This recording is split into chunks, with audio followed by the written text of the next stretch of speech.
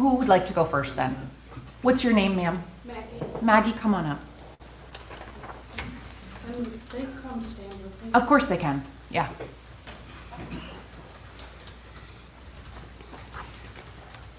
Maggie, can you just tell me your full name, please? Maggie Spencer. Okay, great, thank you, please. Peyton, exactly 408 days ago, you recklessly took my brother's life. 408 days I've held on to so much anger and resentment towards you. 408 days I've had to push my emotions to the side because someone has to hold it together for my parents, my little brother, and my brother's fiance. But today I'm done pushing them aside. When you made the choice you did on November 4th, 2023, not only did you end Keegan's life, but you ended a part of my life. The part of me that could recall happy moments from my childhood, but don't get me wrong, they're still happy, but now there's an aching pain that comes along with the memory. The part of me that was so excited for all the memories Keegan and I were going to make with our kids growing up, so close in age, but now I have to live a future making those memories without him.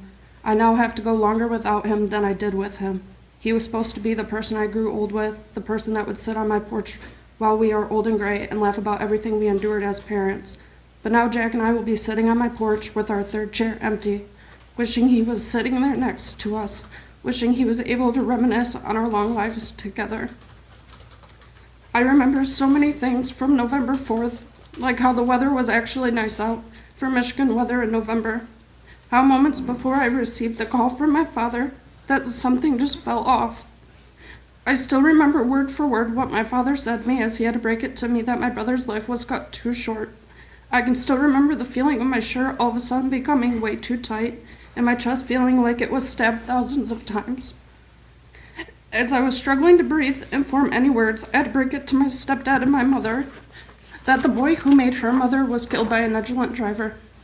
Hearing her scream and collapse to the floor will forever be engraved in my brain. I remember going numb and falling to the floor myself, begging God that they had it wrong, that it wasn't Keegan. I will forever remember the feeling of having to break it to many family members and friends, but especially my husband, who was once so close to Keegan, or having to comfort my grandmother because she kept telling herself that it wasn't real, and she was just waiting on my dad to call her and tell her everything was fine.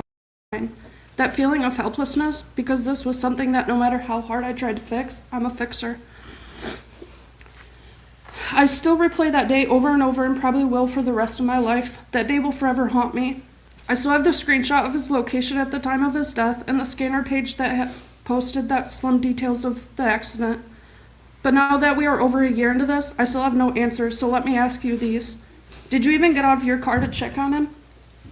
Did you attempt to do life-saving measures? Did you sit with him until the other first responders got there so that way my brother wasn't laying in that ditch by himself? Did you check on my niece? Because I know she was screaming loud enough for you to hear. Anytime her daddy was out of her sight for longer than 4 seconds, she was screaming and crying for him. So I know it had to have been heard. Did you call 911? Peyton, what did you do once you struck and killed my brother? I've seen so much cowardness from you and your family since my brother's death, and I hope that you all know my brother would have never acted this way if he was in your shoes. He wouldn't have been liking Facebook comments under posted news articles of people writing disgusting comments about the accident and disgusting comments about Keegan. He wouldn't have skipped out on court dates just to be seen on Facebook. Mind you, this is the same exact day that you skipped out on a hearing, posting about somebody trespassing hunting land. Keegan wouldn't have been posting about living his best life and shooting animals or fishing just a few days after the accident. He wouldn't have been going on trips out of state and avoiding what happened November 4th, 2023. My mother wouldn't have been posting on her Instagram stories of her recording and promoting distracted driving, stating she knows it isn't technically legal, but it's only her in the car so no one else is at risk. Then continuing to talk about mourning doves out of anything. Ironic, right? My family also would never look at yours and tell them to get over it. It's tragic on both sides, while standing in this very hallway of this court. Keegan would have owned up to his actions and taken the charges he was handed, and my family would have made sure to show you remorse and respect. I hope you realize by doing what you have, by avoiding owning up to your actions, that this isn't only a slap into my face or my family's face, but to all the towers sitting in this room, all the towers outside, and all the towers who are risking their lives right now on the white line. Keegan's life and every other tow operator's life mean more than a misdemeanor and a pitiful small fine. You deserve to sit in jail and miss out on things just like Keegan has to for the rest of his life. All of the tow operators and my brother deserve that justice. My parents deserve to see their child's life means more than this. My niece deserves to look at all of this later in life and see the justice system didn't fail her father. My little brother and I deserve to see justice be served for Keegan, as he would have fought tooth and nail for it to be served on a gold platter. All in all, Peyton, I have so much more that I want to say to you, but I have to cut it short due to the room we are standing in. As you enjoyed all your free time and continue to make memories with your little brother, I've had to mourn my past life with my brother. I had to choose the exact casket my brother was laying in, the outfit he was laid to rest in, and all the details of his funeral. I had to mentally battle myself to walk away from my brother one last time as he laid in the casket, as you got to go home to yours every day since the accident, and for that I will forever hate you. I hope that when you are done here today, you'll remember all of our faces, all of our voices, and all the pain you inflicted. I hope that when the day comes when his children reach out to you, that you can look them in the eye and tell them the truth on why their dad was killed. I hope the guilt of ripping Keegan away from his parents, his siblings, his children, his fiancé, and his grandparents and friends eats at you day in and day out for the rest of your life. I hope November 4th, 2023 plays in your head every single time your mind gets quiet, as we now have to live the rest of our lives without Keegan Spencer due to your negligence. Running from the consequences might save you in this lifetime, but I promise you that it won't save you when it comes to being face to face with my brother again. And you might want to rethink ever calling for a tow truck. My kindest regards.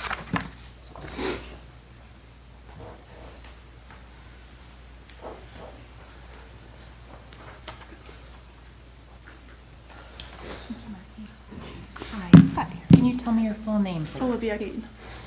Hi, Olivia. Peyton, there's so much to say to you. I'm lost for words. I've tried to rewrite this speech a million times. November 4th has been and will be burned into so many brains for so many years to come. That morning was like any other. Keegan only had a few cars to run, and he was making his way home to spend time with our family. And it was very special that our daughter was able to go. I'll never forget getting the call from one of our close friends, Brittany Fifelsky, that there had been an accident, and Keegan's tow truck was there.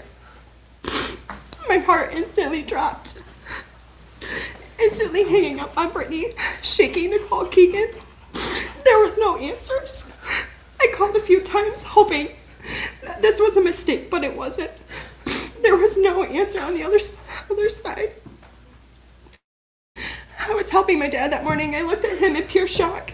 I said, "It's Keegan. He's been hit." Running to my car, only to call Keegan's best friend and business partner to hear the crackle in his voice, unable to catch his breath. "He's gone, Liv. He's gone."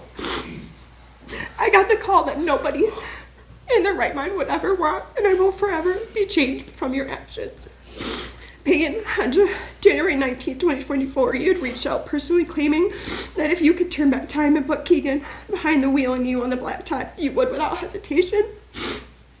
But that's not the case, as much as we wish. This year has been hell. Raising kids while trying to grieve a person that you plan to spend your future with is next to impossible. My grief is also often pushed to the side if I have two innocent children to raise. Anybody in this courtroom could tell you that Keegan and I's daughter is a spitting image of him. From looks to personality, Lenora is truly one of a kind little girl. The same little girl full of spunk and brings laughter to everybody around her. Is the same little girl who will grow up with 0% memory of her father, besides pictures and stories from people around. The same little girl that was only feet away from the accident, who knows what she saw or experienced.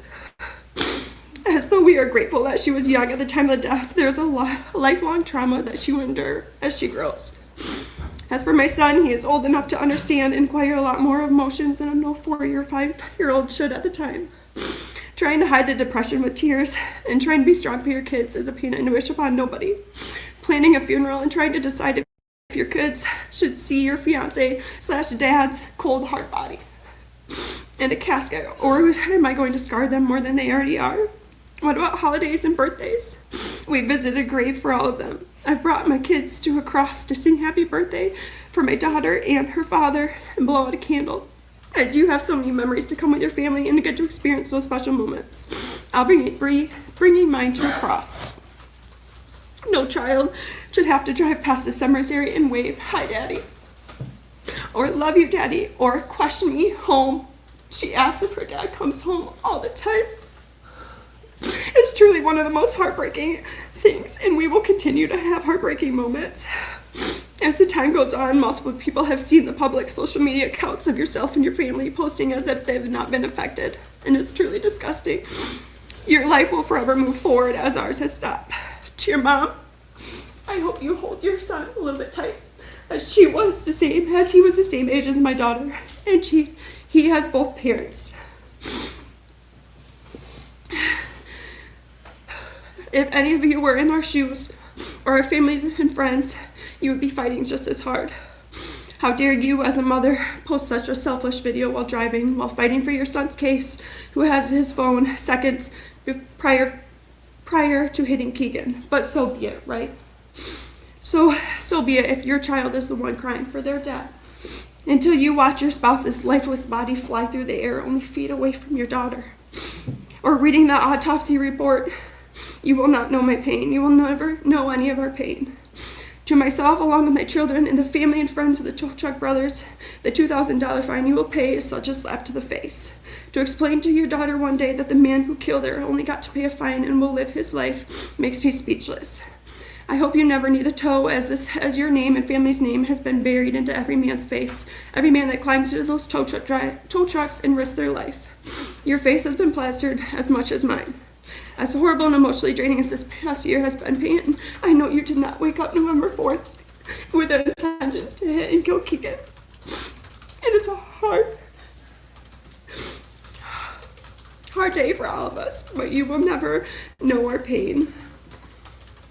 Peyton, I hope when the time comes and you create a family, and when that sweet innocent child calls you dad, I hope Lenora's face haunts you.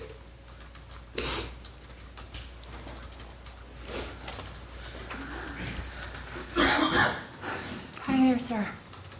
Jack Rosenberg. Thank you. Before I start reading, I do want to preface this by saying I know Peyton didn't wake up that day wanting to kill my brother, like Olivia said.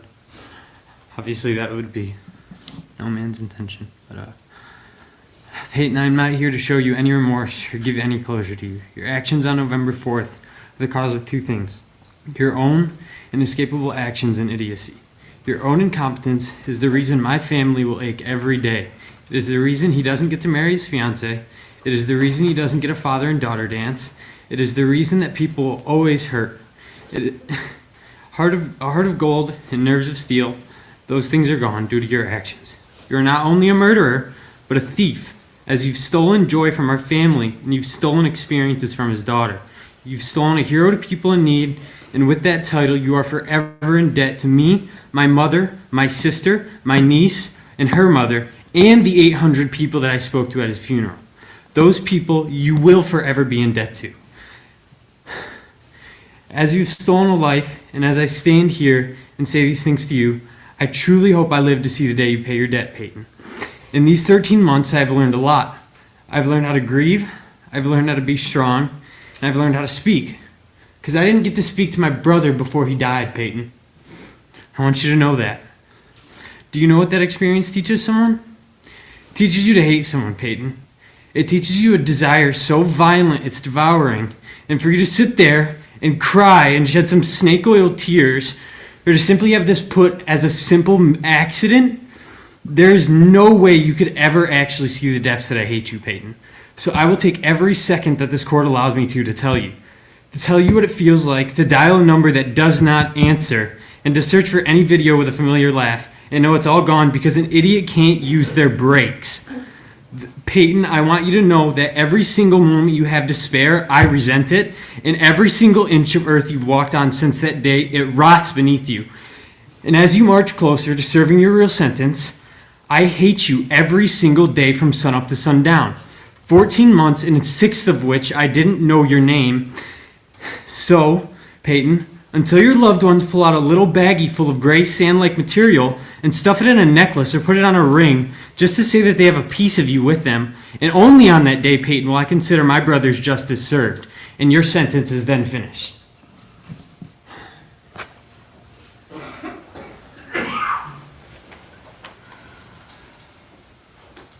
Who would like to speak next? I have Matt, Nico, Caleb, AJ, Kim, Sharon, and Andrew left. Hi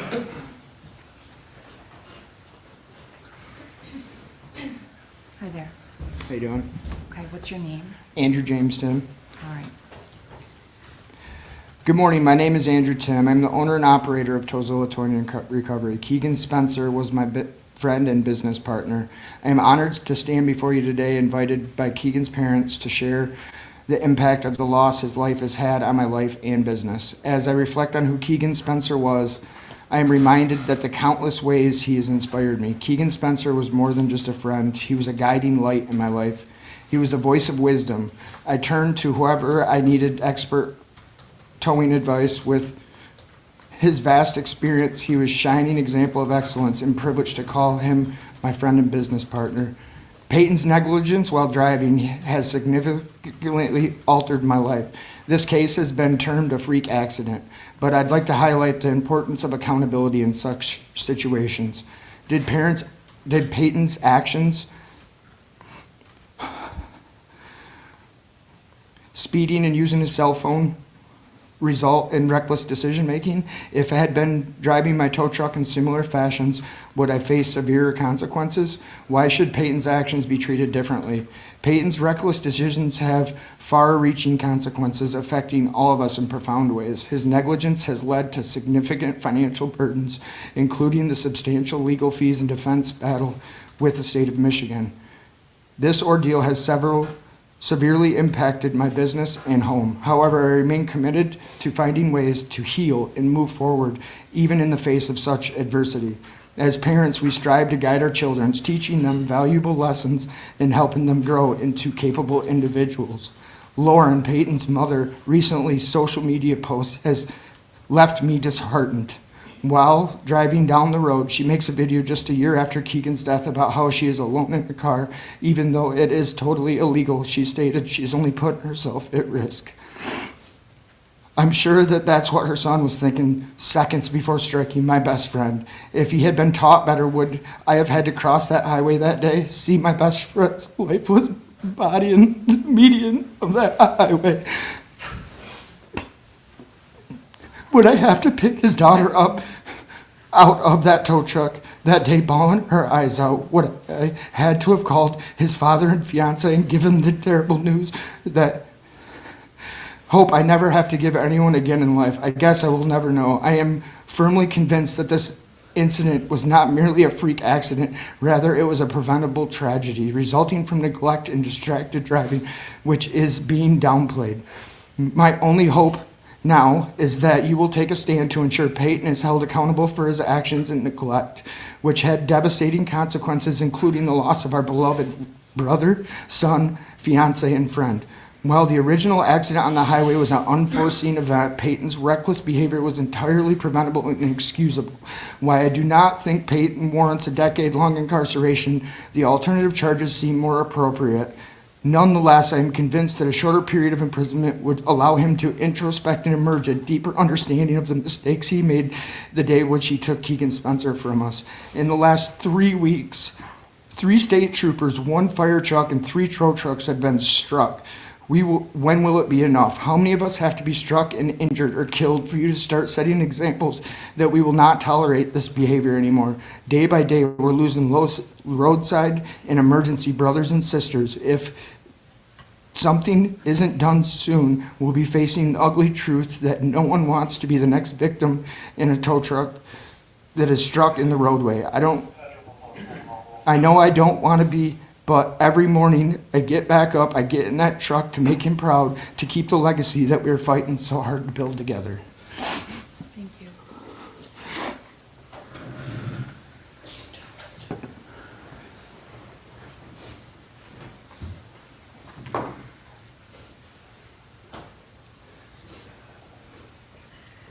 Good morning. Good morning. What's your name? Caleb Pifelsky. All right. The work we do a lot of times goes unnoticed by most, unless you're a family member or a close friend to a tow op. A tow operator's family constantly worries about if they're going to make it out the door or make it back through the door when they leave on a call, Unfortunately, on November 4th, 2023, Keegan's family had their biggest fear come true. A fear that in a reality when an uncaring human named Peyton Ferris was more worried about his phone than what the traffic was doing in front of him.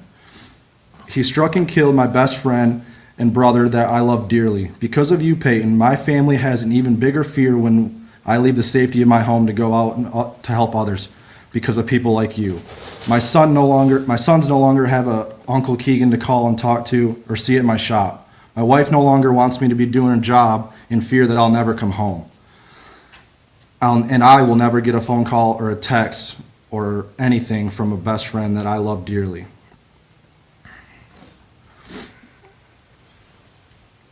People like you, Peyton, are an exact example of what it's like to be careless, clueless, and in this unfortunate case, a murderer. That's exactly what I see when I look at you, a murderer. I truly believe that this accident could have been avoided just by simply paying attention and following the state laws of no texting and driving and slowing down and moving over. This has a direct impact on my company in trying to get my crew who goes out every day risking their lives to get their head back in the right space and not fear what could become.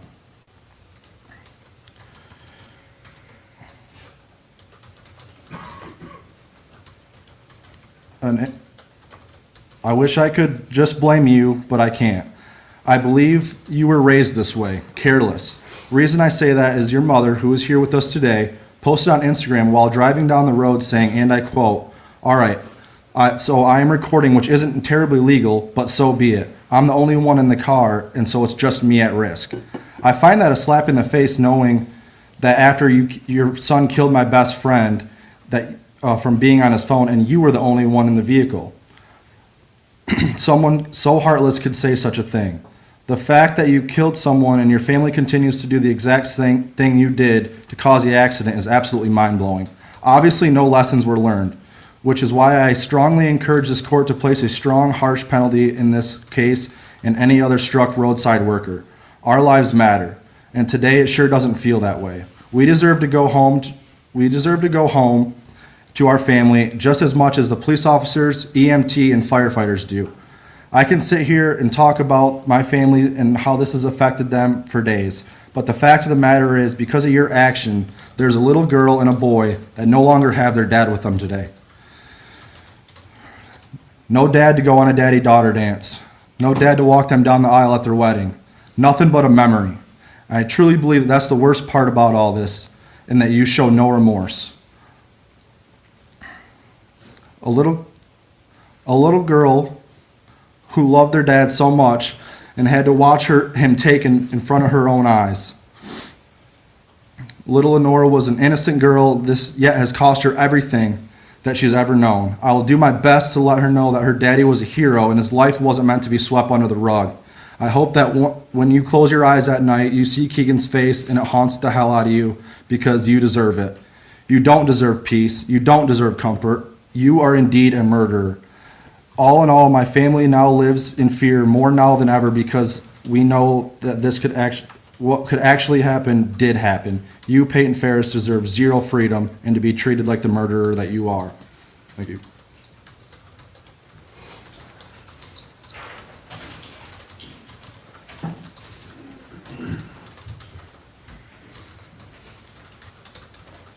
Hi there, ma'am. Good morning, Your Honor. Good morning. What's your full name? My name is Kimberly Ball. Thank you. So my name is Kim Ball, aunt of Keegan Spencer. I appreciate the opportunity to speak words about my nephew and the impact that Keegan's death has had on all of our family and friends. As you'll hear today, Keegan touched the lives and hearts of his family, his friends, and even complete strangers who needed his help. He was special, one that would go out of his way if needed anything. His kindness was exceptional. I miss my nephew. My heart aches over his absence. I miss the random messages asking if I was home as he was making a trip to Traverse City and just wanted to stop by my house on the way and say hi. I miss the quirky smile. I miss the heartfelt voice that he would tell me things about going on in his life or about his daughter, and my heart will ache for a lifetime for him. As you are aware, this tragedy has affected all involved including our family and friends, and theirs as well. As such, I would like to reflect on my upbringing involving responsibilities and consequences of our actions. I believe society, including our legal system, strives for individuals to accept responsibility for their actions. Acceptance has many forms. They may be things including remorse, monetary compensation, incarceration, community service, and facing emotional stories of everyone impacted by the significant loss perpetuated by the tragedy. When most of us think about consequences, we think of it as some sort of punishment for bad behavior. We have to live with the consequences of our actions. But we need to think more broadly than that. We go through life making decisions with the intent of kindness, while other times with bad judgment. But we always have an effect on the world and the people around us. The acceptance of our actions teaches us, trains our minds, and guides us in the future over decision making. I realize acceptance of responsibility is a very difficult and uncomfortable position. However, true acceptance means not making excuses and facing your victims. These victims include family and friends, to understand how one's individual actions had altered their lives forever. Throughout these proceedings, it was noted that the defendant attended via video conference. Although this may have been within his legal right to do so, it also shielded him to some degree from truly accepting his responsibility. The perception of this decision could easily be construed as an attempt at self-preservation, rather than acknowledgement of any wrongdoing or acceptance of responsibility of the role he played. Mr. Ferris stands before you as a man who, while operating his vehicle, took the life of my nephew, Keegan Spencer. His actions created a ripple effect like one in a pond, spreading out and affecting not just Keegan, but his family and friends that will never stop. As a responsible citizen, from the moment he sat behind the wheel of a motor vehicle, he should assume responsibility for everything that he did while in that vehicle. It does not matter if it's roadside construction, an emergency worker assisting another, a first responder, or someone simply changing a tire on the side of the road. He should be held responsible for properly and safely navigating his vehicle down that roadway. He should be responsible for being aware of his surroundings, for slowing down when other traffic does, maintaining a safe and legal speed, a safe distance for those around him, and not allowing himself to become distracted. That's everyone's responsibility as a driver. You're part of the action, and if you cannot, then you should be ready to accept the consequences of your decisions. There is no way to go back to that day and change what happened. I wish I never knew Mr. Ferris. I wish our worlds did not collide on that November day. I wish our families did not have to endure this tragedy caused by his actions. A tragedy that, had decisions been made differently, had Mr. Ferris' actions been different, would never have happened. And I also wish I truly knew if he accepted his own responsibilities. I do not envy your position, Your Honor, in navigating the complexities of the tragedy, in making a ruling that there are many factors which have to be considered, including acceptance of responsibility. I suspect the final decision will have to be made in a matter that attempts to serve societal expectations, while at the same time providing acceptable consequences to the defendant. Emotions are high, and I fear acceptable consequences cannot be reached unless there is some way to bring Keegan back. Unfortunately, that is not a decision the court can provide. But I do ask you, Your Honor, that Mr. Ferris's actions do not go unanswered. I ask for justice for Keegan. I would like to pray for everyone who's been impacted by this tragedy, including Your Honor. Whatever decision is rendered, I hope the memory of Keegan is not lost and that Mr. Ferris learns a valuable lesson for his lifetime. Thank you. Thank you, Nicole.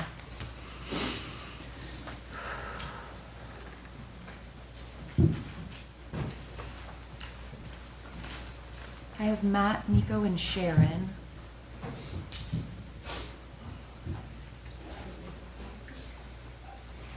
Are you Sharon? Are you Sharon? I am Sharon. Okay, could you put your, state your full name, please? Sharon Langford. Okay, thank you, Ms. Langford. I am Keegan's grandma. Keegan was my first grandchild and only grandson. From the very beginning, we had a special bond. As a child, Keegan spent a lot of time with us. We have a pool and he loved to swim. We baked cookies. He loved Jell-O with whipped cream, which he called frosting. One Christmas, he wanted to make the whipped cream. He whipped it, and unbeknownst to me, he added the sugar. The whipped cream was almost pure sugar. Key and Grandpa would go camping in the woods behind our home. They would put up the tent, build a fire, roast hot dogs and marshmallows. Every year, we spread 30 yards of mulch. Key was there to help us every year. When he was 5 or 6 years old, he shoveled 2 yards of mulch off our truck all by himself. Even at that young age, he had a great work ethic. As he got older, he was there to help us no matter what. We took Key and his sister Maggie to Disney World, Toledo Zoo, Cedar Point, many other places. We made many trips with Key and Mags. Keegan's Grandpa Don had a record business, and as a baby, Keegan would ride along on the record calls. Key would spot a wrecker on the road long before we saw it. He would say, "Tow truck!" Wreckers were in his blood at a very young age. Then Key's dad, Matt, started a wrecker service. Matt was a second-generation tow operator. Key was a third-generation tow operator and was just getting ready to start his own business. I do believe if Keegan had not had his life cut short by a distracted driver, Nora, Keegan's daughter, who was with him when he was struck and killed, possibly would have been a fourth-generation tower. She has towing in her blood too. She loved to go with her daddy. By the time Key was 9 or 10 years old, he could hook up a car all by himself. It was hooked right and ready to be towed. People were in awe and they would ask, "Does he really know how to do that?" At the age of 16, Key started driving wrecker for his dad and gained much experience. Many times his tower friends would call Keegan and tell him they had this situation. "What do you think I should do?" Or if Keegan was able, he would drop whatever he was doing and go help them.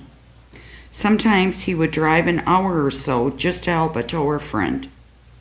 After he was killed, they had bracelets made up that said WWKD. What would Keegan do? Key was a hard worker and worked many long hours in the snow, the heat, and the rain. He would say, "It's a good day to be a duck." Key would call me and say, "Grandma, I have a few minutes between calls. Will you make me some French toast or scrambled eggs? I'll be there in 10 minutes. He always gave me a hug and a kiss when he got there, and a hug and a kiss and an "I love you" when he left. We knew Key had a lot of friends, but had no idea how many until over 1,100 came to his visitation. 600 to 700 tow trucks with over 1,300 attending his funeral. Towers from all over the country and Canada reached out to our family. They had met Key over social media. Key was a person that if you met him once, you liked him and remembered him. He built hundreds of relationships this way. I met a gentleman who owns a huge tow company when we were at the Chattanooga Tow Museum, where Key was inducted on the Wall of the Fallen. He told me he doesn't have time for most young kids in the tow business because they feel the world owes them. They are lazy. But there are 2 young men that he has met that he had the utmost respect for. Keegan was one of them. He said Key would have really gone places in his life had not his life been cut short by a distracted, speeding driver who was on his phone 13 seconds between hitting him. Peyton, traveling at 80 miles per hour, you are traveling 117 seconds per second.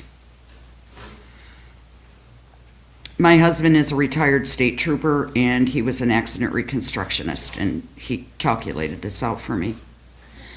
Peyton, the day you struck and killed Keegan was one of the worst days of my life. I remember when Key's dad got the phone call from a fellow tower that a record driver from Towzilla had been struck and killed. My body went limp.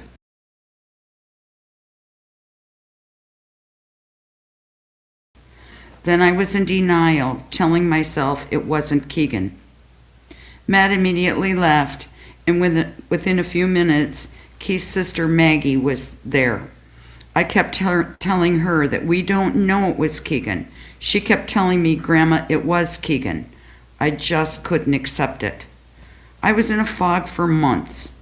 I still wait for him to call, text, or walk through the door. Key loved his family, especially his daughter Lenora. He was so proud the day she was born. You could see the love in his beautiful blue eyes, and she loved him. She was a daddy's girl, and you took that from her. Nora will never have her daddy at her first day of school, or to go to a daddy-daughter dance, or be at graduation, or walk her down the aisle when she gets married. Key and Nora will not be able to celebrate any of her milestones together. Because you chose to speed and be on your phone, her daddy is gone. Key only got to celebrate one Christmas, one Thanksgiving, and one birthday with her. Key also loved his soon-to-be stepson, Riker. Peyton, you killed him on November 4th, and on November 15th, Key and Riker had plans to go hunting. Because of you, that little boy didn't get to do that. Key loved his family and worked very long and hard hours to support them. He was the provider for that family. Lenora was in the wrecker with her daddy the day you struck and killed him, taking him away from all of us. When the day came, I could think straight. I didn't want you, Peyton, to go to jail for a long period of time because you were 18, and I thought you would have to live with what you had done for the rest of your life. You have dragged this grieving family through hell. We have been to court 6 or 7 times with you showing up twice, even though at your arraignment, which you did not show up for, the judge told you you would be at all future court dates, and you said you understood. The first time you showed up, you, your family, your attorney met with the prosecutor. Our family and some of the tour friends of Key's were out in the hall waiting. When you and your family walked past us, showing no remorse, you were all smirking as if to you and your family it was just another fun-filled day in the Ferris household. No big deal. Second time you showed up was to enter your no contest plea. Because of you and your family's attitudes, I hope and pray justice will be served for Keegan and our family, and you spend a year in jail, maximum fines and penalties, and I would love it if the judge would make you pay child support for Nora until she is 18 years old or graduates. You and your friends have been posting pictures on social media of you, Peyton, living your best life. These are your words, not mine. You show no remorse that I can see for what you have done. I have seen pictures that you have posted on social media of you and your girlfriend while you were driving and you were taking selfies. Then your mother posts a video on her going to the grocery store. She made this video while driving, even stating, "This is against the law, but oh well, I'm alone." I'm sure Thanksgiving was joyful was a joyful time for your family because you were there to celebrate with them. We have had our second Thanksgiving without Key and preparing for our second Christmas without him. All we can do is sit around and talk about him. I hope and pray your mother doesn't have you home for Christmas this year, so she can see how it feels to have an empty chair at a holiday event. Maybe she won't think driving distracted is so funny then. In a way, I feel sorry for you, Peyton, because it looks like you have never been taught there are consequences for your actions. Well, young man, I hope and pray today will be the day you learn there are consequences for your actions. I hope the judge gives you the maximum penalties, 1 year in jail, fines, costs, restitution for the funeral expenses, and child support. Maybe then this won't be such a joke to you and your family. Let your family try to enjoy Christmas or any other holiday or family get-together without you. With the attitude you and your family have, I think it would be good for you and them to experience what you and your I think it would be good for you and them to experience what Keegan's family is going through. For us, it is forever. For you and them, it is just 1 year. I am so blessed that the day before you killed Keegan, he called me just to say, "Grandma, I love you and Grandpa more than you will ever know." And I was able to tell him we loved him more. Thank you, Ms. Langsford.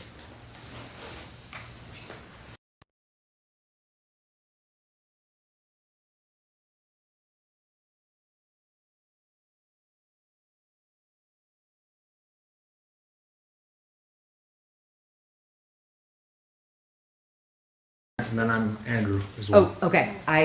Sorry. Andrew Hykup, Your Honor. Good morning. Your Honor, my name is Andrew Hykup, and I stand before this court today as an individual, speaking only on behalf of myself, not in any official capacity or behalf of my employer. I'm here as a friend of Keegan Spencer and as someone who, like Keegan, dedicated his life to protecting others on our roadways. Keegan and I shared countless hours on the front lines, responding to emergency calls, battling perilous conditions, and putting our own safety on the line to ensure the well-being of others. We both know the risks, yet we did the work because it mattered, because every life we saved, every vehicle we recovered was worth the sacrifice. But no amount of training, vigilance, or courage could prepare us for the senseless, preventable tragedy that claimed Keegan's life on that fateful day. Keegan was struck and killed by an 18-year-old who couldn't be bothered to pay attention to the road. Keegan wasn't just a name on a case file. He was a son, a friend, a father, a beloved member of our tight-knit community, and a lifeline to those in crisis. His life was cut short because of sheer reckless disregard for the value of human life. Keegan is gone forever. His family will never see his smile again, never hear his laughter, never watch him grow old.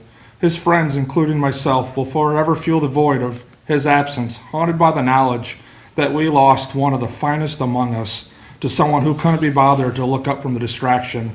Yet here we are today, faced with the horrifying prospect that the person who took Keegan from us may receive a mere slap on the wrist.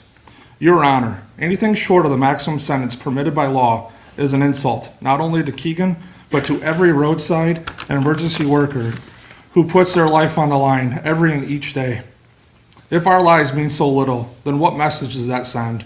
What does it say to the public, to the families of those who serve, to our brothers and sisters who are already bracing for the next moment of danger? I implore this court to understand that Keegan's death cannot be reduced to an unfortunate accident with minimal consequences.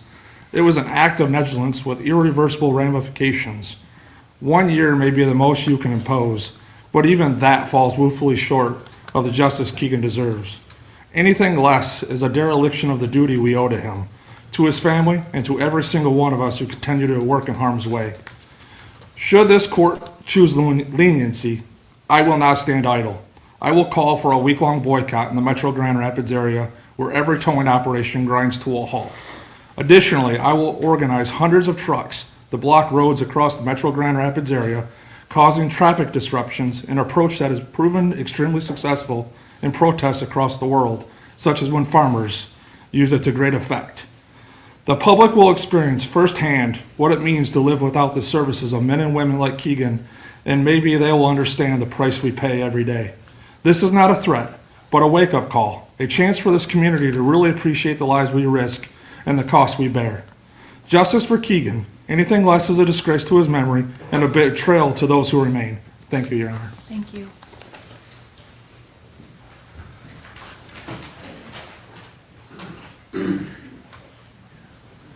Sir, I'm sorry, Matthew, could I wasn't on the list, I was supposed to be. Can I just say something before you talk? No, I'm sorry. It's okay. Are you on the defense side? Well, yeah, I mean, I was. Not at this time, okay? Yeah, okay. This is the family's opportunity at this time.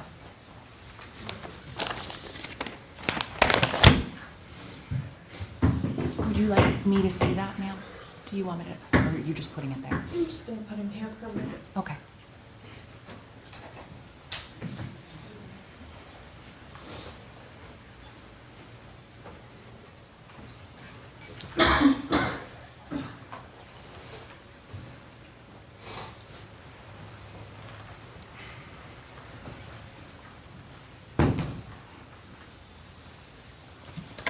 Good morning, Your Honor. Good morning. Can you tell me your full name, please? Nico Alicia Garrison. Please, go ahead. I'm Keegan's mom.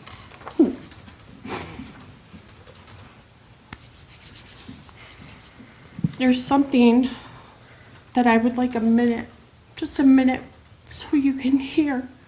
That's not just somebody we're speaking of today. I want you to feel the human that took my granddaughter's father. Hi, beautiful girl. Hi. Hi. Hi, beautiful girl. You know you're beautiful. You know you're beautiful. You know you're beautiful. It's not just you at risk. It was my son and my granddaughter in that truck. Was it just you at risk? Don't shed tears. He's came home every day. Every day. Ms. Garrison, I need you can't address people in the gallery. You have to address the court, please. I have thought a lot about what I wanted to say today. It will be my one and only chance in this life to ever speak on behalf of my son to the person who stole him from me. On 11/4/23, Keegan had plans that day and had lifetime goals and plans for his future. He was an extraordinary individual who touched a lot of lives. He was young but versed in his tow community, as he was a third-generation tow truck driver in our family. Keegan was in a tow truck by 6 months of age. Hooked his first car up at 6 years old with assistance of his granddad. Keegan was a proud, happy father who also was about to marry the love of his life. You see, I don't think that people or the judicial system truly get the value of human life, because if they did, circumstances and outcomes would fit the crimes and charges brought against the individuals who caused such devastation and loss due to their poor choices. I recall every moment of 11/4/23. I knew my daughter's screeching voice on that phone. I knew, and I'm not ashamed that my soul left my body. I fell to the floor. I lost bodily functions. And I screamed to God, because 30 years ago, my dad was hit and killed in the same manner.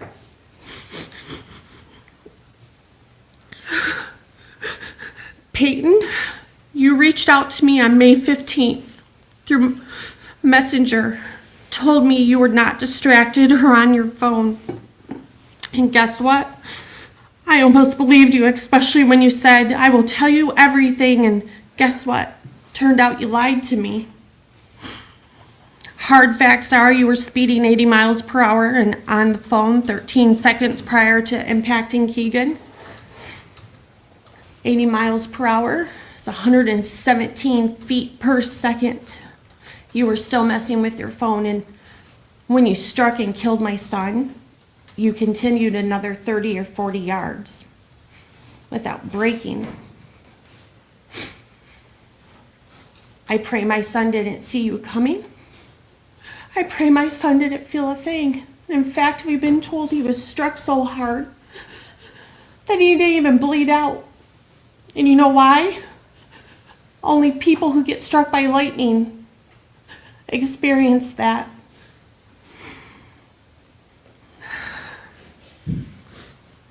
I thought I may have had some room to give you grace for being honest, because I believe in God and God believed in grace.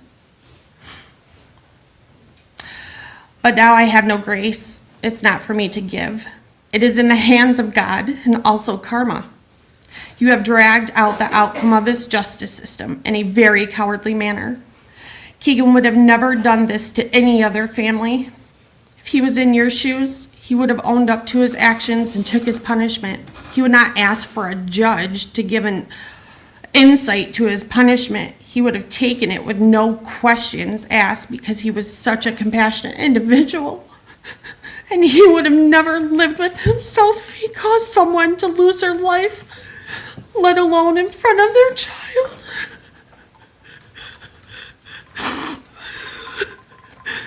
I think most people overlook the fact that you killed my son in front of his daughter.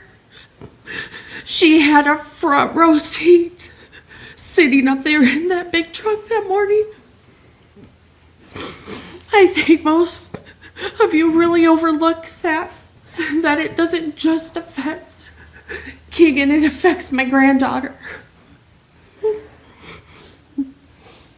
How lucky you are that your family can gather around you as you walk down the hallway past us, the one and only time that you really actually showed up to court. And one of your family members even had the nerve to tell us to get over it. It's a tragic accident. You know what?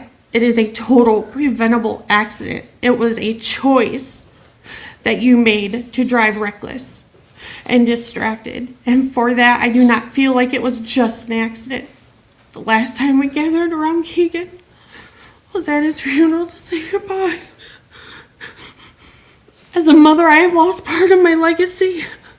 I have lost my little boy whom I raised and who I loved so very much.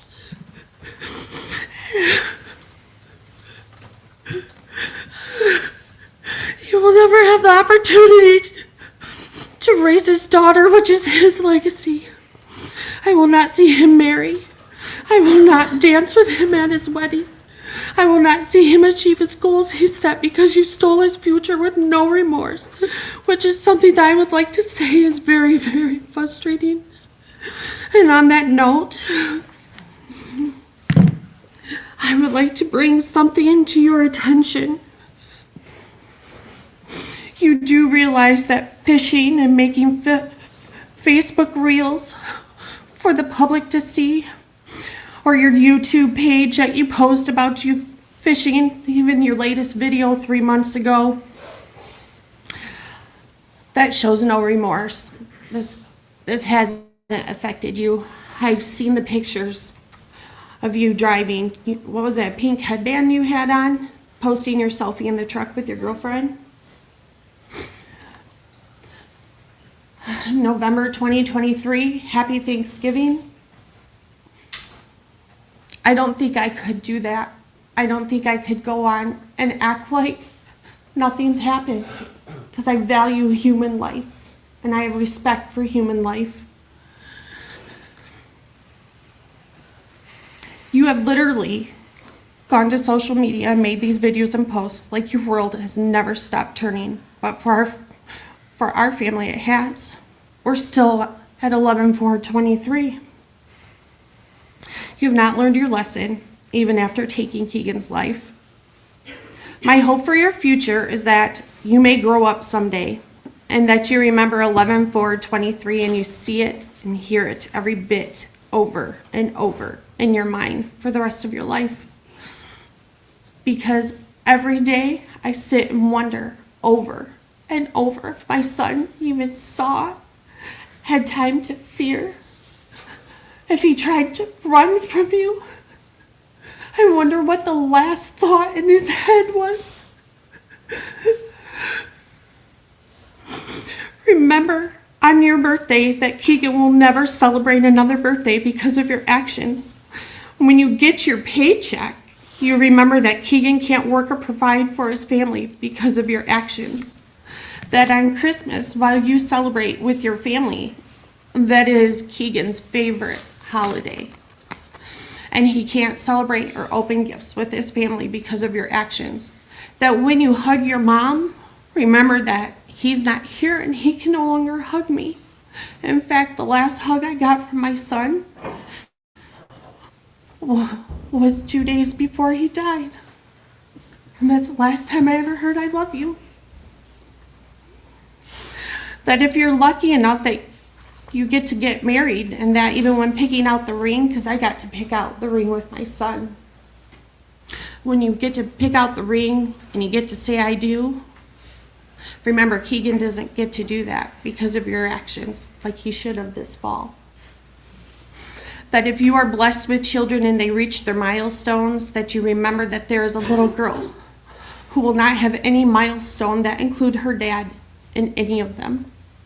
When you set up your tree stand or you go out on your fishing trips, know that Keegan loved to do all of that and was getting ready to take his stepson that Sunday to go set up that tree stand to take him out hunting.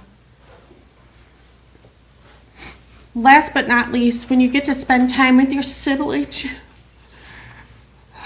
remember Keegan loved his siblings and had a little brother and a little sister who looked up to him.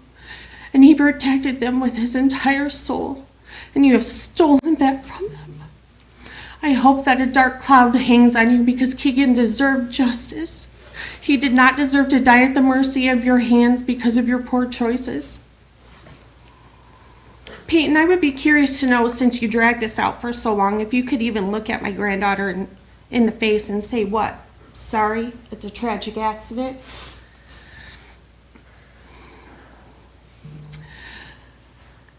Sorry, I was in a rush and had to take the call, but I'm not guilty for taking your dad's life. I mean, we just had a 13-year-old who admitted his guilt for killing Jack Snyder. But you're a grown 19-year-old man that can't even utter the words to at least show some remorse to the family. You don't even have to say it, just no contest. So you don't actually have to say you're guilty, but in your message you said to me, and I quote, "You are correct, I took your son's life. Your son had absolutely zero fault in the accident in front of the truck," end quote. You saw his truck lights and still chose that route. You did not have a semi sitting on the right, like you said. You told me. You had a semi that was behind you. And even after admitting it to me in your own words, you still stand here and plead no contest instead of doing the right thing, which would be admitting and pleading guilty. This shows me no remorse for your actions. You have a lot of growing up to do, and you can't outrun the truth or God. So on that note, just know this. Just because my granddaughter is little doesn't mean she doesn't remember any part of that day, because she does. And she serves her own life sentence of grace just because of your actions. Lenora Rain Spencer cannot hear sirens without her face going blank and her head bowing down, and her mind goes to a place that she is not sure of yet, but she knows she doesn't like it. And I have witnessed this with my own eyes. I also work in pediatrics, and at her age, they do start to retain memories. And someday, she's going to learn why she retains those memories.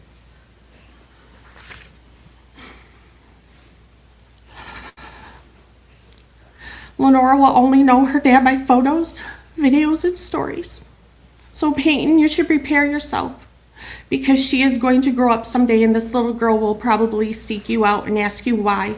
So I hope by then you will be an honest man and own up to what you have taken from her, even if she does reach out to you. I hope every detail of that day sticks with you until your last dying breath, the song on the radio, the sound of the car, the flashing lights from his truck, the sound of you impacting my son and obliterating him. I hope it sticks with you. I would have had different words for you today if you'd own up to your actions and was honest to me, but you sent the same generic message to me that you sent Olivia.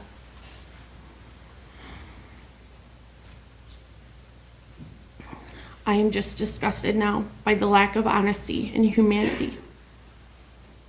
Good luck and do yourself a favor and keep a good buddy with a tow strap on your side, because the tow community knows your name from here to Canada.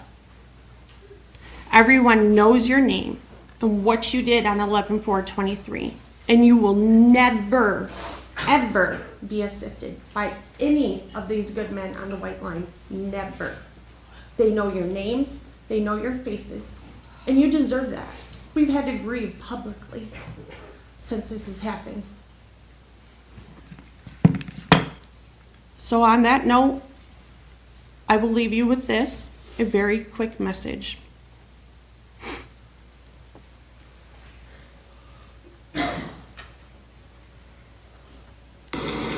Alright, so recording this way probably is not terribly legal, but so be it. I'm alone in my car, so it's just me at risk, you know? But I'm Just you at risk. All of them are at risk.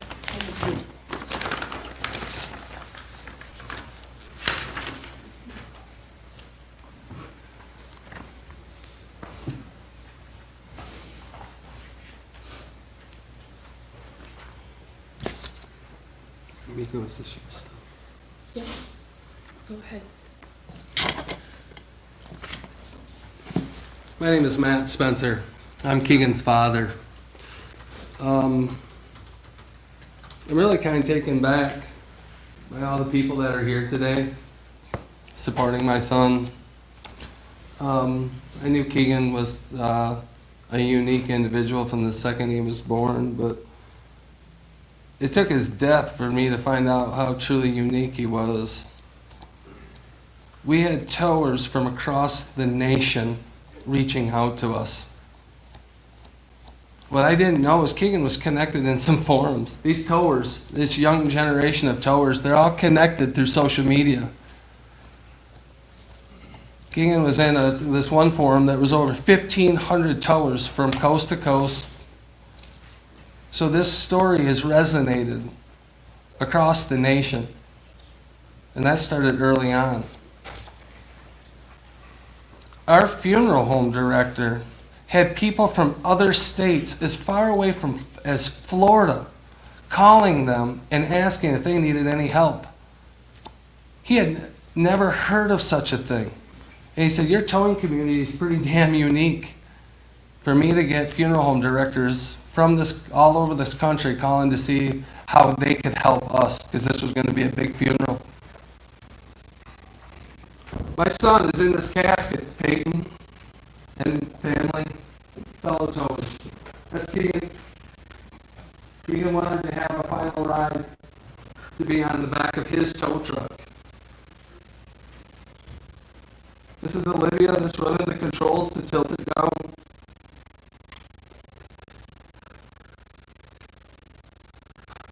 His family and friends carried his casket to and from that tow truck.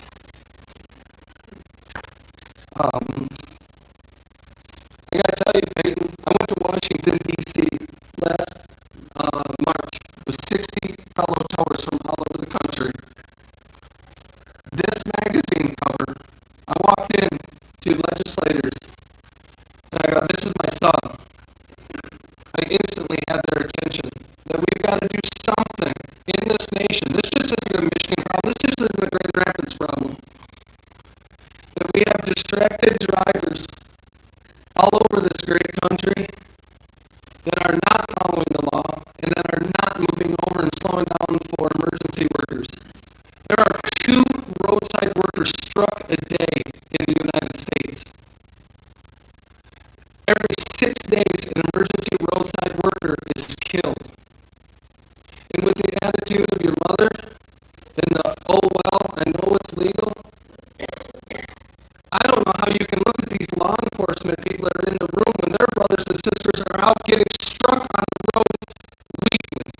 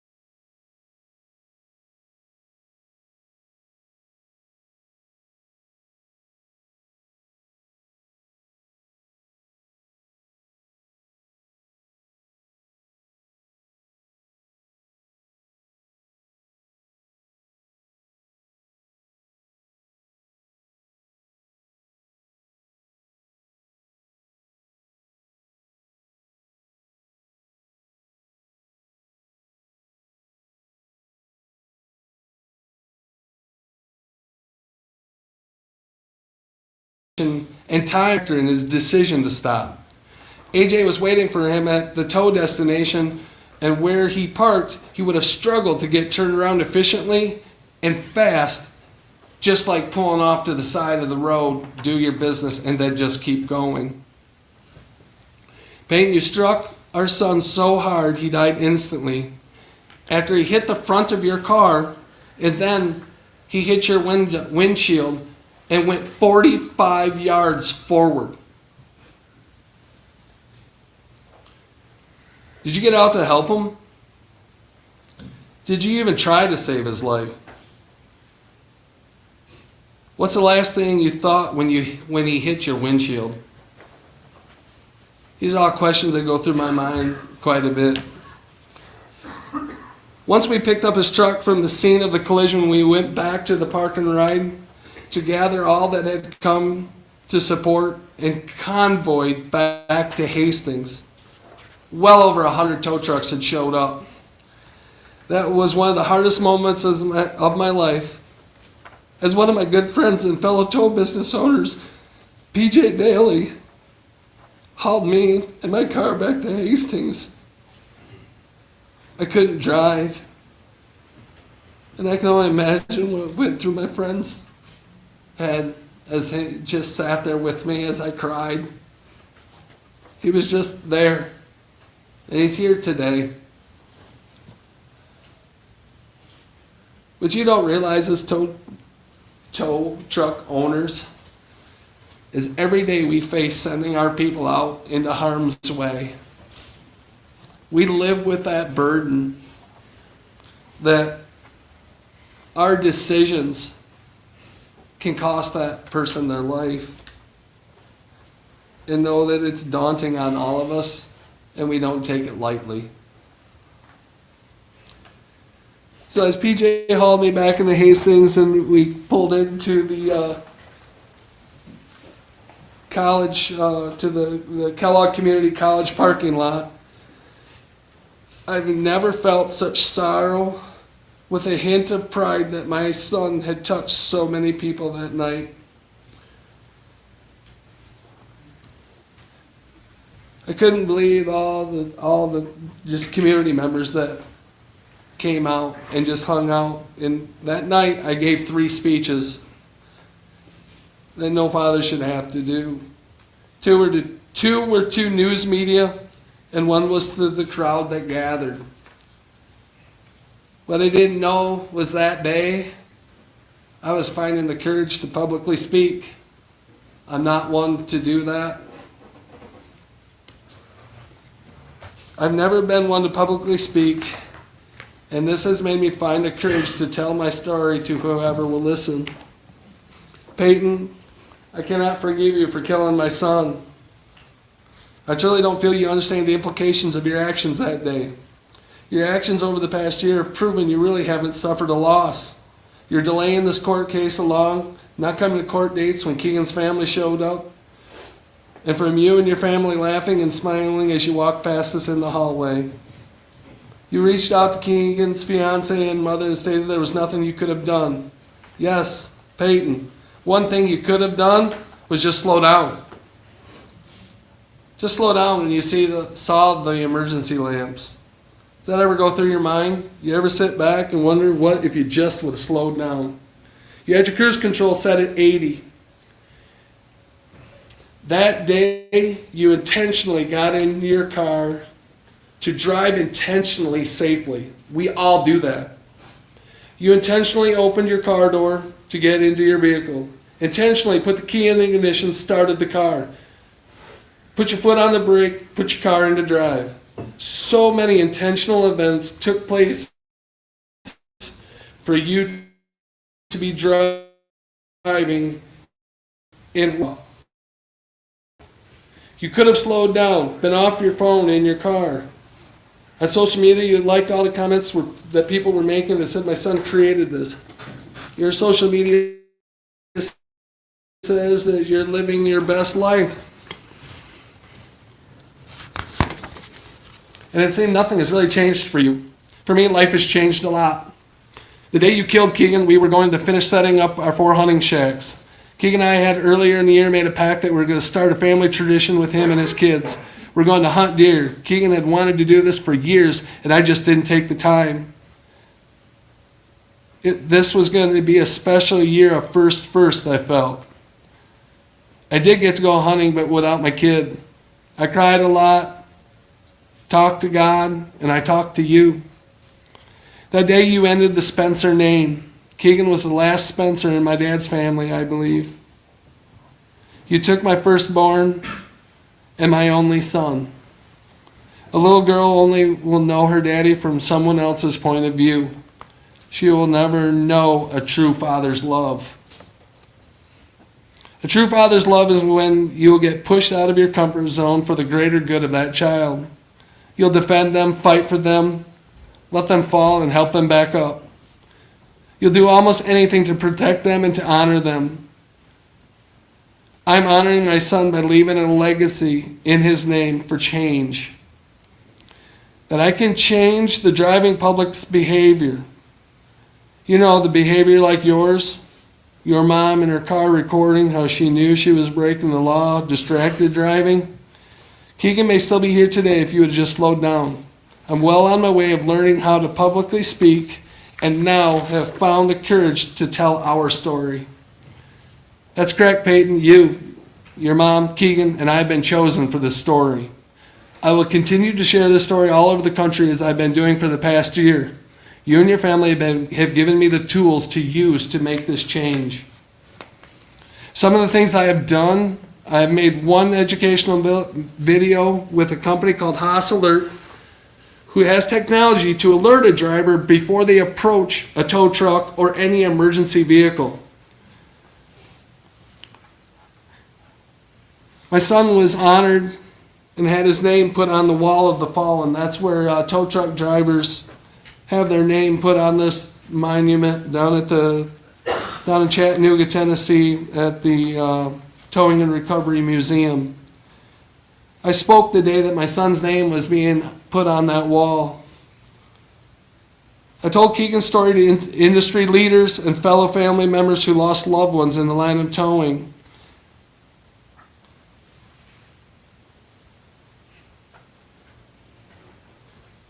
Keegan's name is on the wall in Chattanooga, Tennessee, with hundreds of fellow fallen tow operators. You have helped me find the courage to keep telling his story as I went to Washington, D.C. and spoke to legislators and told them of my son being killed by a distracted, speeding driver.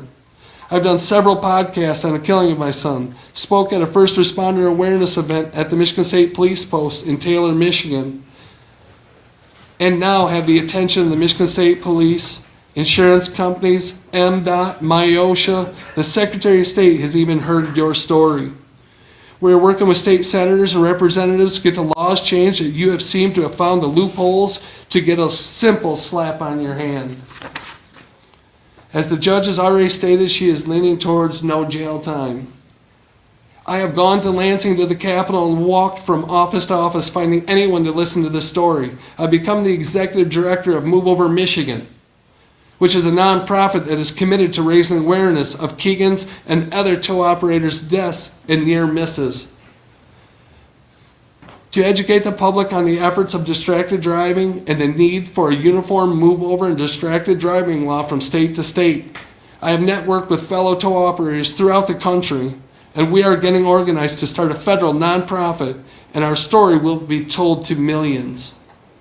You will be the catalyst. Your story, your videos, your and my story will be the catalyst for change. And it isn't just in Michigan. It's going to go all over. It already is all over. In the next week, I'll be doing an educational video with MIOSHA. MIOSHA reached out to me because they know that this is a big problem, but they can't get family members to speak about it. I would encourage you to come along on that journey and tell your story so others will not make the same mistakes as you have made. Peyton, our story will be told until I get the nation's attention that speeding, distracted driving, not abide by the move over law, will no longer be tolerated. You killed a great man, and you need to pay for that. You either can pay that price today or tomorrow. The choice is yours, and Judge Holt. I'm not the one to pass down the sentence today for you, nor am I to judge you today. If I were, you would spend at least 6 months in jail. Then you'd get work release, and you would spend another 3 months of going to jail at night. You get out at 6 o'clock in the morning and be back at 6 o'clock at night and spend every weekend in jail. And then after that, if you successfully get through that, you spend the rest of your sentence weekends in jail. You deserve to spend Christmas behind bars. We're about right. Our family, in the first 2 months of Keegan's death, we had his birthday, we had Thanksgiving, we had Christmas. You need to go without. It needs to be painful. You need to show to the public that there is a price to be paid for the negligence that you did.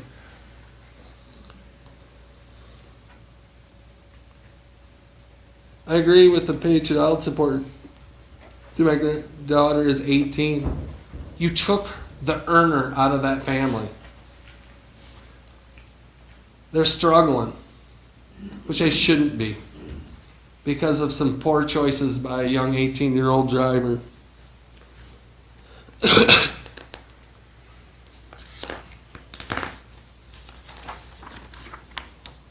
You have served me with a life sentence without my son, and I feel you should have to feel discomfort as well.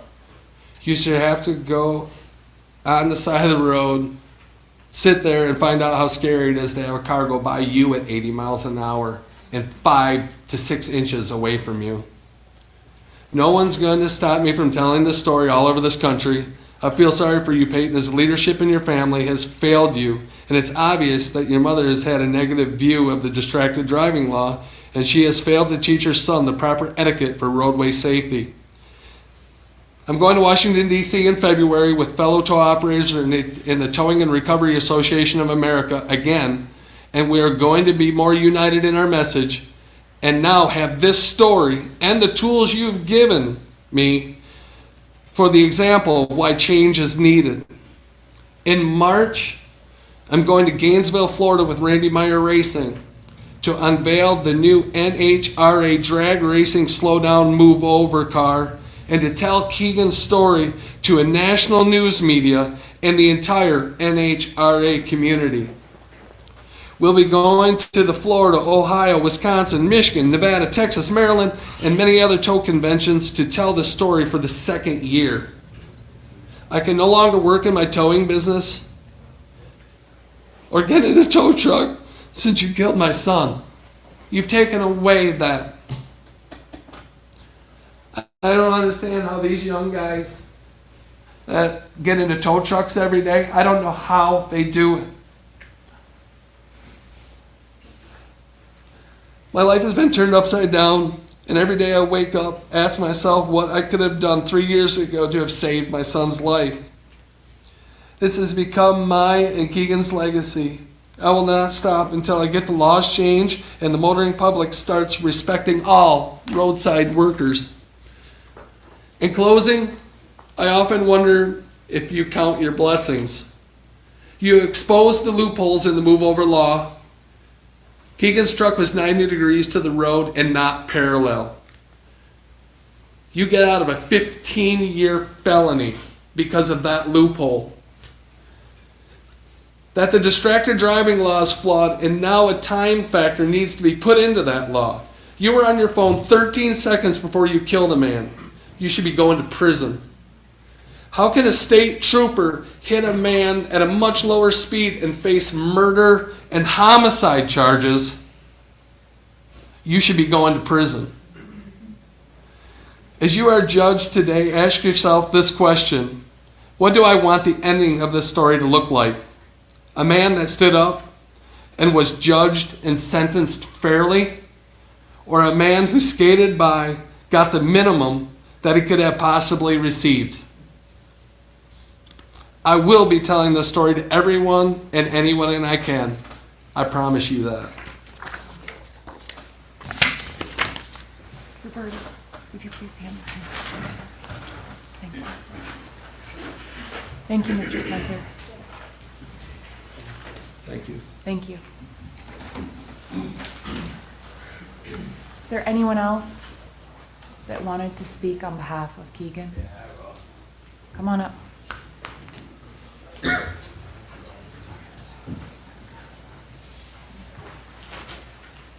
Hi there. Hi, my name's Sam Bruce. Your name is what? Sam Bruce. All right, go ahead, Mr. Bruce.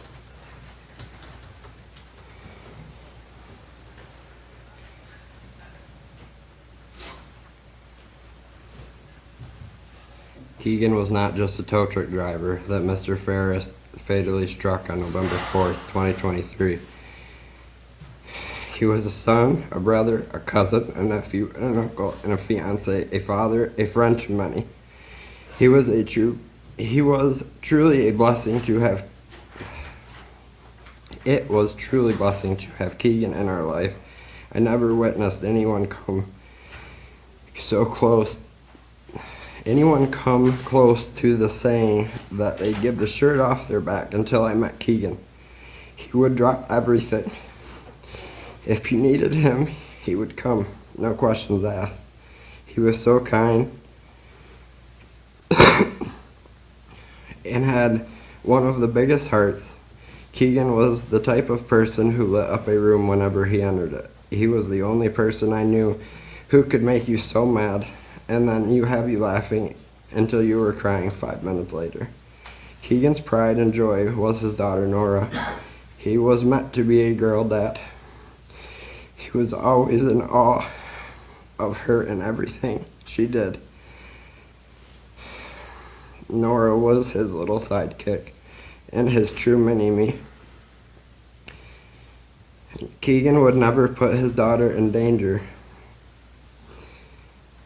Whatever the true reason is that Keegan pulled off into the authorized vehicle lane was for, must have been for a good reason. He saw something that he must have thought needed his attention. Keegan was robbed of his life. Nora was robbed of her father. Olivia was robbed of her forever. Miko and Matt were robbed of their son. Maggie and Jack were robbed of their brother. And a huge community was robbed of their friend. Peyton Ferris chose to be negligent on the highway that day. He was distracted. Something on his phone must have been more important than any life around him. Due to his actions, he sentenced Keegan to death, and his little girl had to witness it. Every time I hear that Mr. Ferris is being charged with a misdemeanor, it disgusts me and makes me sick to my stomach. He chose to be negligent that day, and the result was taking a life. Mr. Ferris should be made an example of distracted driving. Charging him with a misdemeanor is a slap in the face to a whole lot of people. A misdemeanor charge is letting us know that it is okay to hit and kill somebody. That's a disgrace. Mr. Ferris has not shown any remorse for his actions. If Keegan had been in his position, he would have owed up to that. Keegan would have pled guilty and admitted his wrongdoing. Mr. Ferris is too much of a coward. This is a person who doesn't think that he's doing anything wrong. Thanks to Mr. Ferris, Keegan no longer has a voice to stand up for himself and what he believed in. Keegan does have an army of people behind him, and through that, you will hear his voice and you will be heard. Thank you. Thank you. Are you prepared to, do you have any statement on behalf of your client? Yes.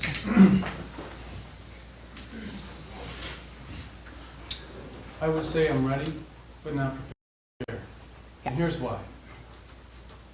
Anything I say today, it won't heal you. And I mean this sincerely. I'm not here to heal you, but I've heard your pain. And we wanted to sit respectfully and listen. And this is serious. And Keegan does matter. And I know what I say to the court will not give people comfort. And this is serious. And I mean this sincerely. I'm not here to heal you, but I've heard your pain. And we wanted to sit respectfully and listen. And this is serious. And Keegan does matter. And I know what I say to the court will not give people comfort or pain who are grieving. And I say that out of respect, not only to the court, but also the family that's here. And there's another family that's here. It's Mr. Ferris's. He has people here who would also like to speak. I've written something down. Do you mind if I? No. Go ahead. It doesn't make sense anymore. When you sit and listen to people that are grieving, it's difficult. And it brings us to the most basic part of our shared human experience. And that's grief.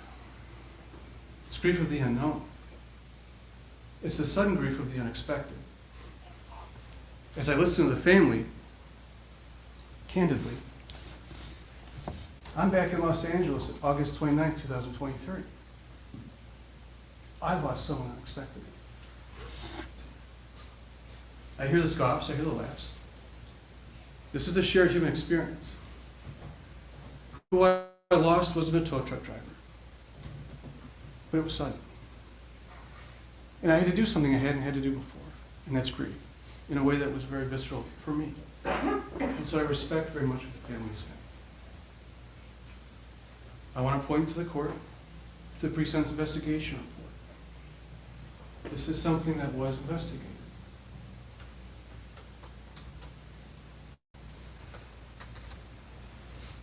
This is not a situation where Mr. Ferris was intoxicated.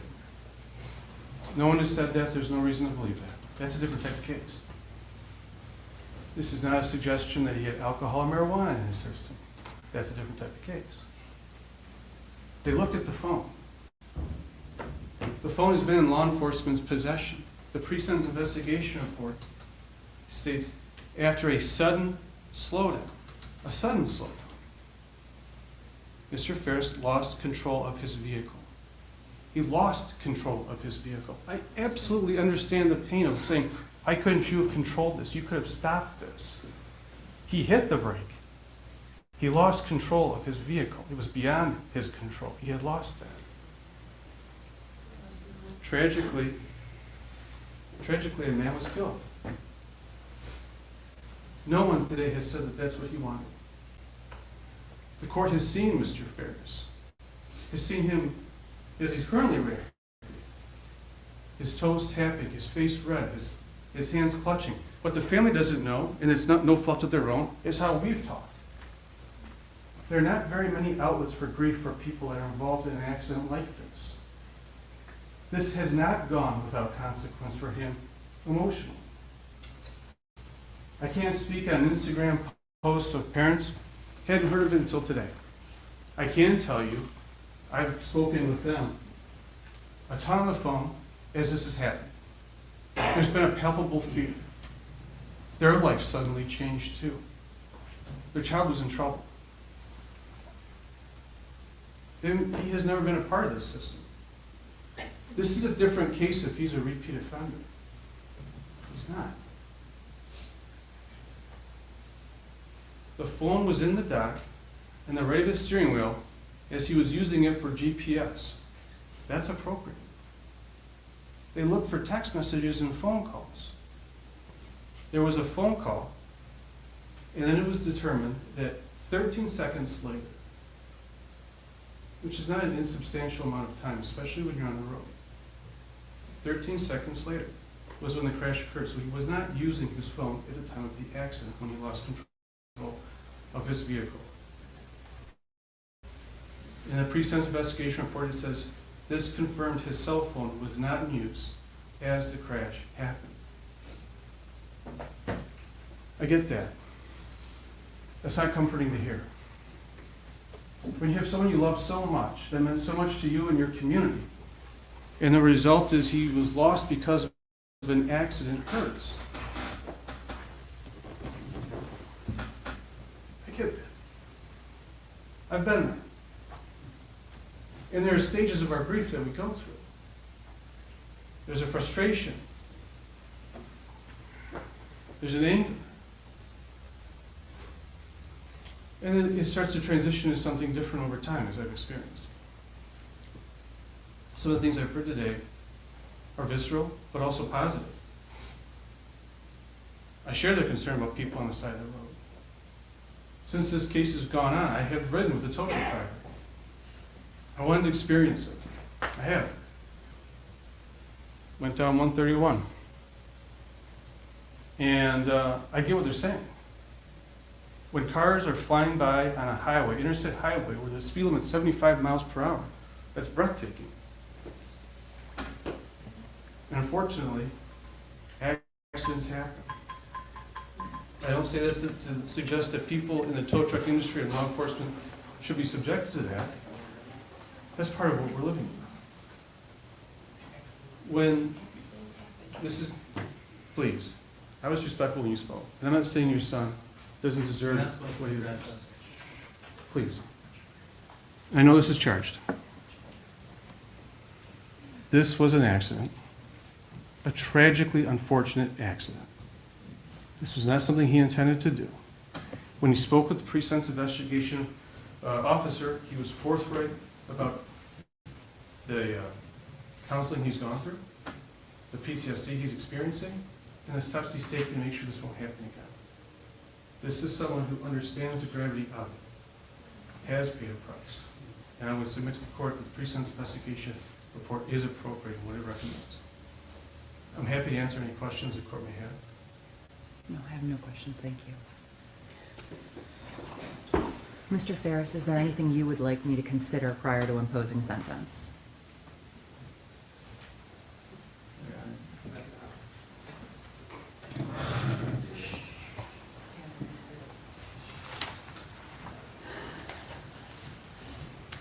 As I said, when Mr. Ferris entered his plea, I had reviewed everything that had been sent to me, and since that time, there has been loads more letters of support sent. I've read every single letter of support for both you, Mr. Ferris, and every single victim impact statement that was prepared.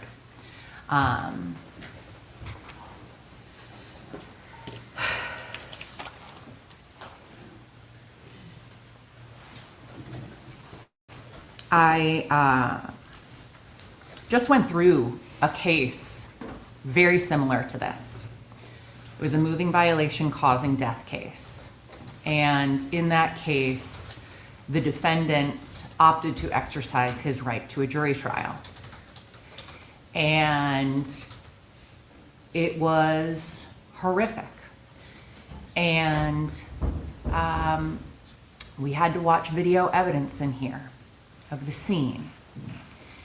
And ultimately, after 2 full days, a jury of his peers found him not guilty. And that case dragged on even longer than Keegan's and Peyton's case. These cases are awful. I do not take this day lightly. I don't take it lightly for Keegan. I don't take it lightly for you, Peyton. I have discussed this case with my loved ones. I talked about it with my daughter this morning, who gave me a big hug before she went off to middle school. Hearing you, Sharon, speak today really broke my heart, and I'm so sorry. I'm so sorry for all of your loss. I really am. Keegan really sounds like he was an amazing guy. Really amazing guy. I got that. I want you to know I got it.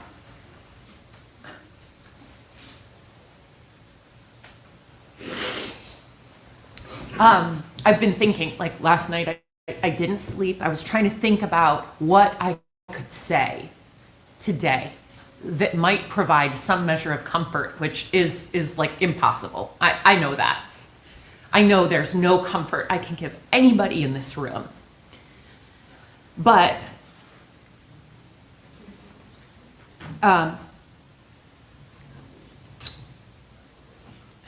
all I can say is that I hear you. And I hear what kind of person your loved ones have described you to be as well. The words that were used to describe Keegan over and over and over again were that he was funny, he was kind, he was outgoing, he was charismatic, he had a servant heart. Family meant everything to him. The words used to describe Peyton were dependable, industrious, inspiring, always there if you need him, and kind. And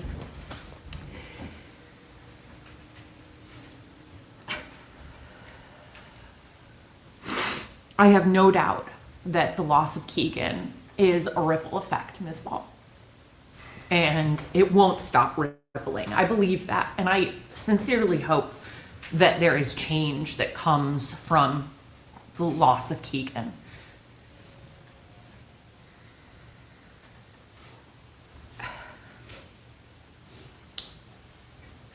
In this role, my job is to review the evidence that I have, to hear from both sides, and to look at what has been presented to me in terms of the reports, the facts as the government sees them and as the defense sees them.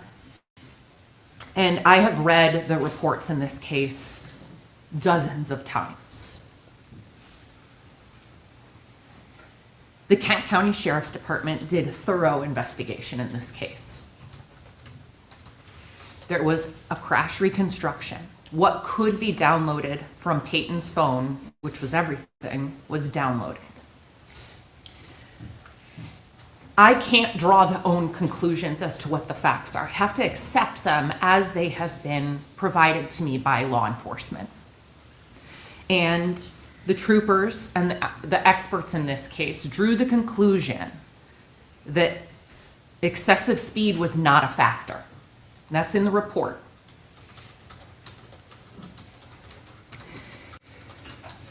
While yes, we all agree that Peyton was on his phone, making a call 13 seconds before he struck Keegan. There's no dispute about that. His phone wasn't in his hand. He wasn't texting. He wasn't on TikTok. He wasn't on a dating website. He wasn't doing something flippant and casual. He ended a phone call and continued driving. Those are the facts as have been presented to me.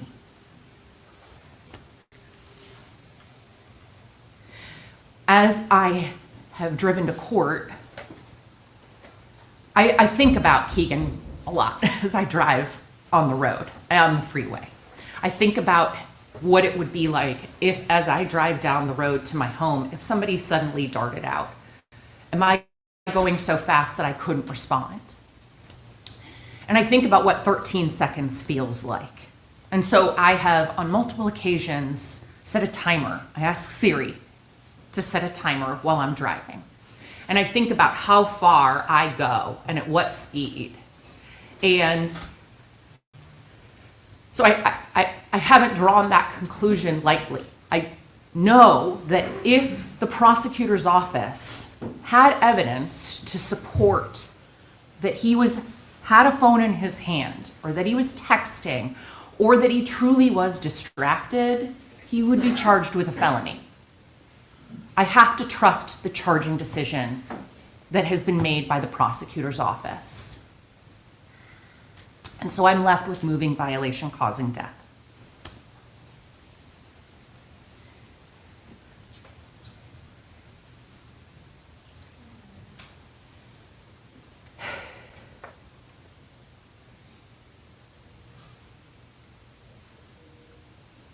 when I watched the video last week of Peyton's mom in her car that was sent to me, I was struck by how insensitive and flippant that was. You've known that these people are in excruciating, exquisite pain. And you're not on trial, and you didn't commit the accident.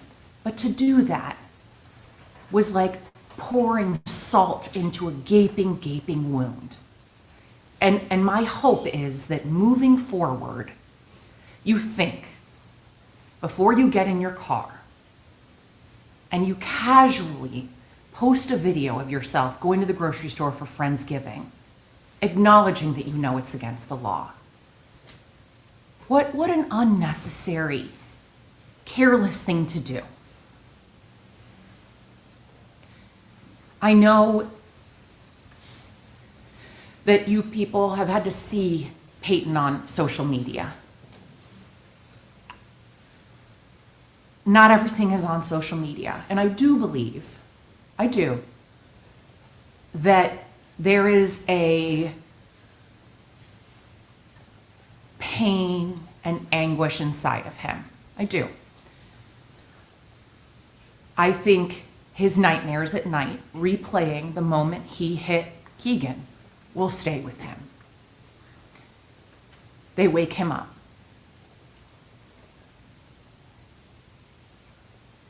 Many people who wrote in letters of support for you, Peyton, described the ways that this has impacted him.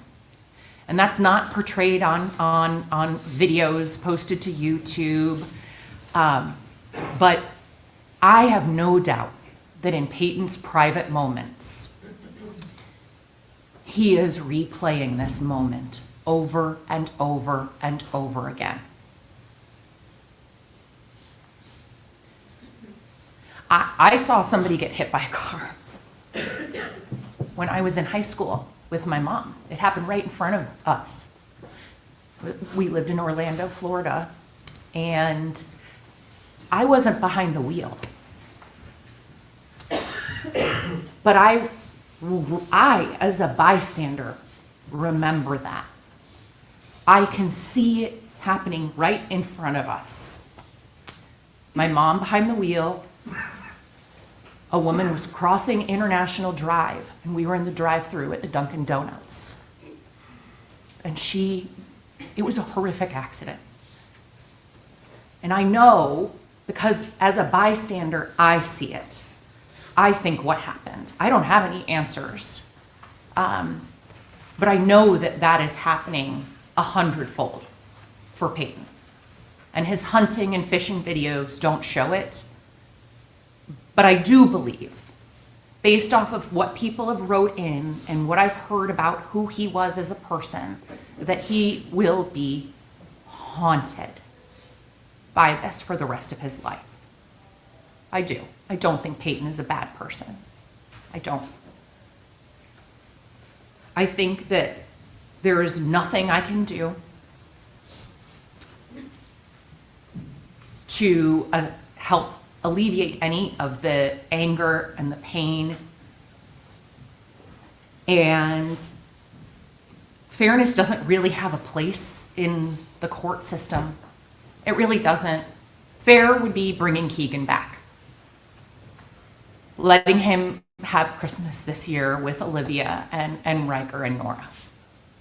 That's the reality. So, I have a horrific, horrific crash.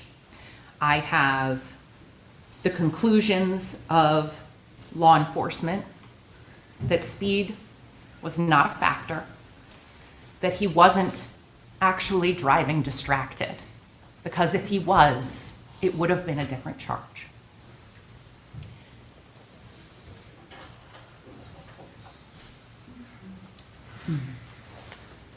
So, the recommendation from the pre-service investigation report was that Peyton be placed on 12 months of probation, that he will participate in counseling, therapy, or programs as directed by probation, pay all the fees for those, and provide proof of continued attendance.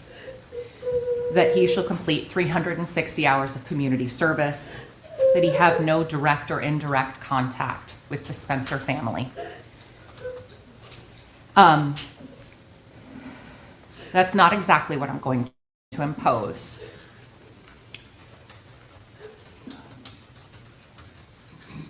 Peyton, I'm placing you on probation for 2 years. You shall participate in counseling. You shall complete 500 hours of community service. You shall have no indirect or direct contact with the Spencer family. You will have a year in jail suspended over you. If you violate your probation, a year in jail will be imposed. There is a $2,000 fine. Restitution is also going to be ordered.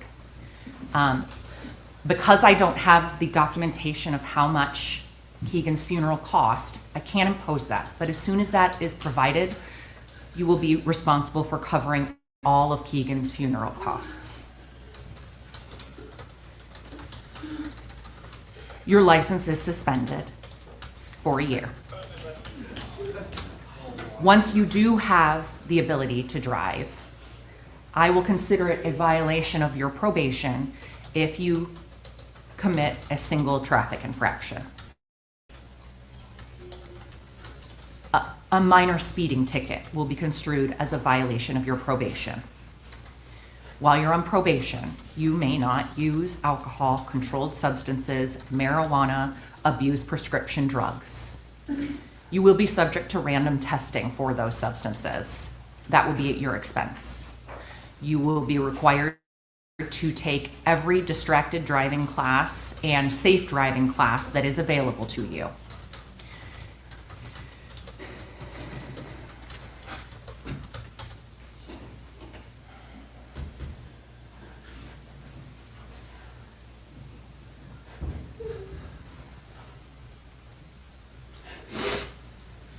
Do you have any questions for me? No, Your Honor. Thank you. Mr. Holmstrom, is there anything else? No, Your Honor. Thank you. To the families, I am very sorry. I have a question. Yes. Why no jail time? Why not something? Because I didn't He feel it. broke the law. I understood. One of our drivers got more for shooting a cat. He went to jail for 90 days for shooting a cat. We did without a driver for shooting a cat. If a homeless guy wanted to jump out in front of my truck, I'd get charged with something. I understand. Keegan's like, I'm "Man, very, very My sorry. granddaughter doesn't have a dad." I'm very sorry. Christmas with his family. She done made her mind up weeks ago. He needs to go to jail. This is a final judgment and sentence of the court. If you want to appeal, you can apply to do so within 21 days, and if you cannot afford an attorney, one can be appointed for you. I hope you get a speeding ticket. Very I hope sorry. you end up in jail. Keegan needs justice. This ain't it. This ain't justice. Fucking bullshit. Got better justice than Keegan got. I'm waiting for this. I'm not doing this. I don't know how you fucking laughed at my sister-in-law while she was doing her speech. Oh, Arrogant